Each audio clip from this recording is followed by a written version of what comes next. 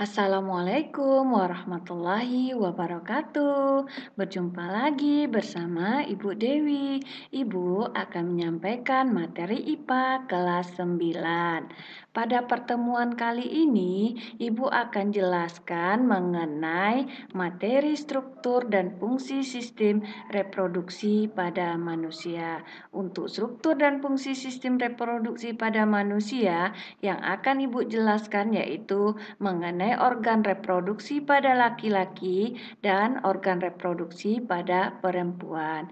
Kita lihat yang pertama yaitu organ reproduksi pada laki-laki. Biar lebih paham, coba perhatikan gambar organ reproduksi pada laki-laki. Coba diperhatikan gambar ini. Yang bagian A yaitu dapat kamu lihat bahwa di sini bagian A adalah vas deferens.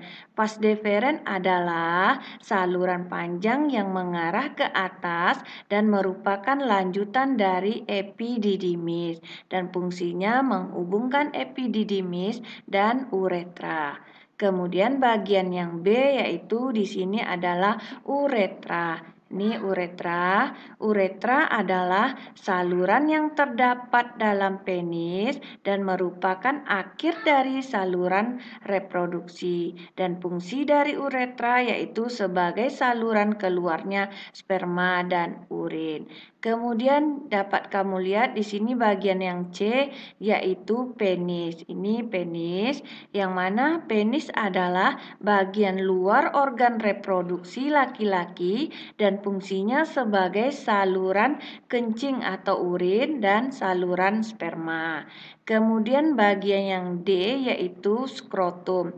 Ini skrotum. Skrotum adalah bagian seperti kantong yang di dalamnya terdapat testis. Dan fungsi skrotum ini adalah menjaga suhu testis agar sesuai untuk produksi sperma.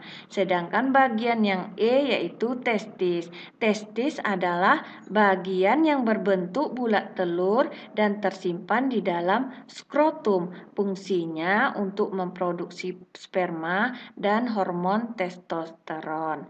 Kemudian bagian yang F yaitu epididymis. Epididymis adalah saluran yang keluar dari testis yang berbentuk seperti tanda koma. Coba kamu perhatikan.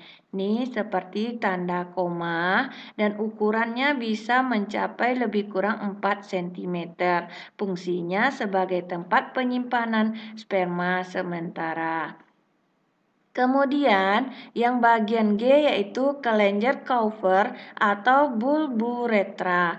Kelenjar Kaufer ini adalah bagian yang berbentuk seperti kacang yang terletak di bawah kelenjar prostat dan fungsinya menghasilkan lendir dan cairan bersifat basah.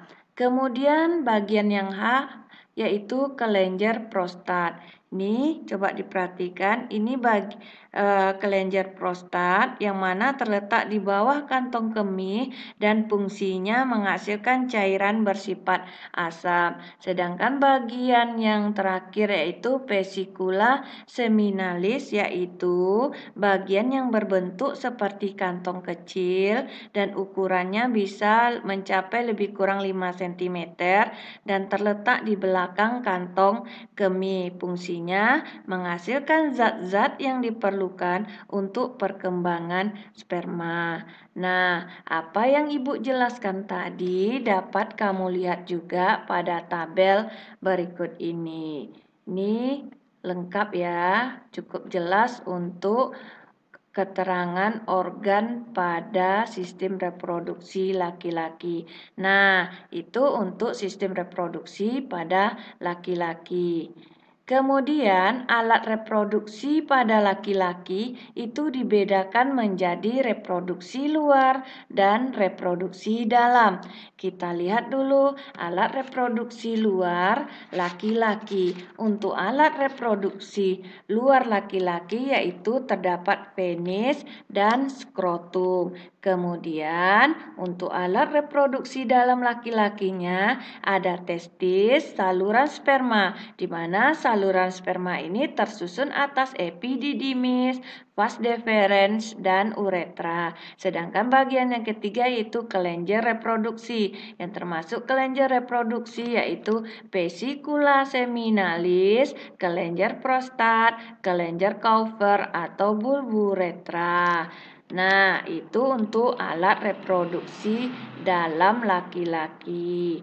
Kemudian kita lihat lagi proses pembentukan sperma. Sperma itu dihasilkan oleh laki-laki. Untuk proses pembentukan sperma dikenal dengan istilah spermatogenesis. Spermatogenesis ini terdapat di dalam tubulus seminiferus, dan tubulus seminiferus ini istilahnya yaitu berasal dari kata tubulus yang artinya saluran-saluran, sedangkan seminiferus berasal dari kata semen yang artinya sperma. Jadi dapat kita tarik pengertiannya bahwa tubulus seminiferus adalah saluran panjang yang berkelok-kelok tempat pembentukan sperma.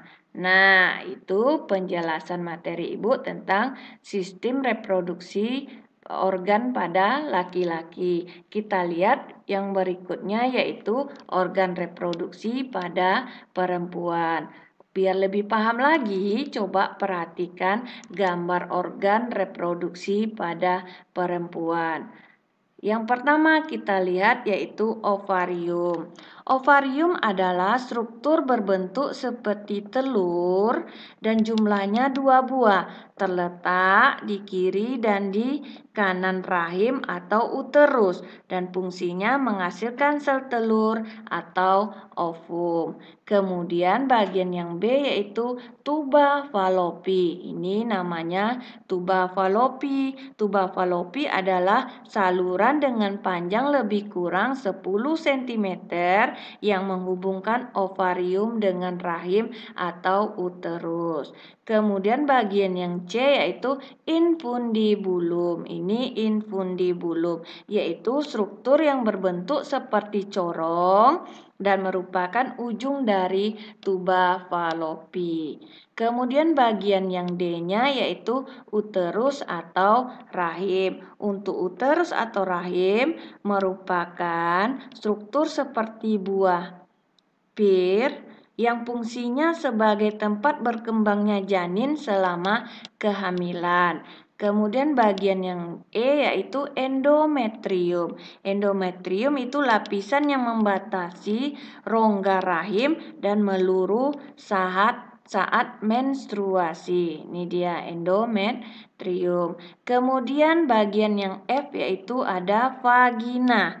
Vagina adalah saluran yang menghubungkan lingkungan luar dengan rahim dan juga merupakan saluran mengalirnya darah saat perempuan menstruasi. Kemudian saluran keluarnya bayi jika perempuan itu mengalami kehamilan.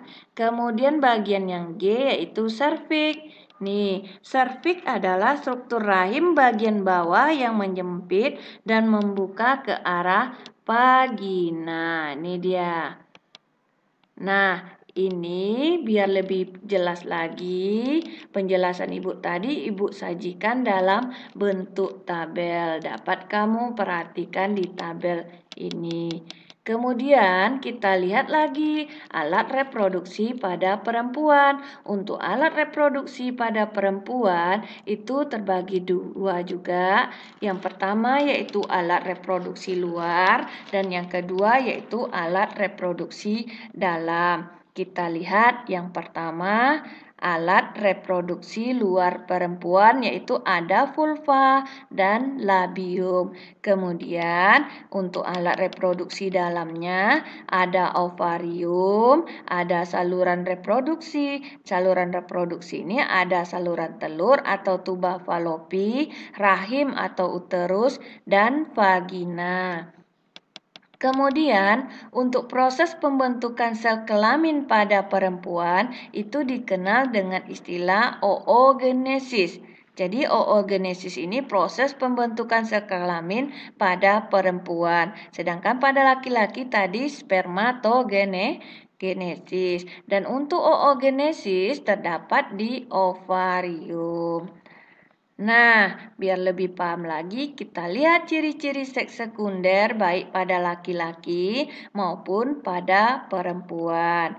Untuk laki-laki biasanya ditandai dengan suara membesar, dadanya membidang, tumbuh jakun, dan mimpi basah. Sedangkan pada perempuan biasanya ditandai dengan pinggulnya membesar, tumbuh rambut pada tempat tertentu, kulitnya halus, dan terjadi menstruasi.